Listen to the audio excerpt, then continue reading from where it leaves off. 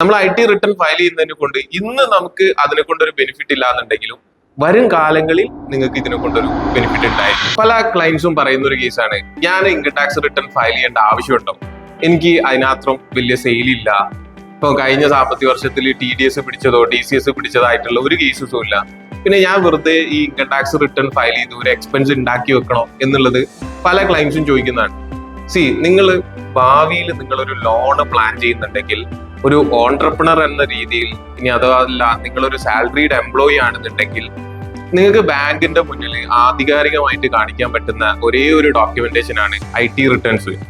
ഇപ്പൊ പല ബാങ്ക്സും ഈ നമ്മള് മലയാളീസിന്റെ ഒരു കേസിൽ എങ്ങനെയാന്ന് വെച്ച് കഴിഞ്ഞാല്, നമ്മള് ലോണ് ട്രൈ ചെയ്യുന്ന സമയത്തേക്ക് ചോദിക്കുക last 3 year IT returns file ചെയ്ത സ്റ്റേറ്റ്മെന്റ് വേണം പറയും.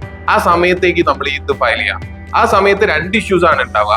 ഒന്ന്, ഇതിനെല്ലാത്തിനും ലേറ്റ് ഫീസ് ഉണ്ടാവും. ഇപ്പൊ ഡേറ്റ് കഴിഞ്ഞ് കഴിഞ്ഞാൽ 1000 രൂപ മിനിമം ലേറ്റ് ഫീ അടച്ചിട്ടേ നമുക്ക് ഈ IT റിട്ടേൺസ് ഫയൽ ചെയ്യാൻ പറ്റുള്ളൂ.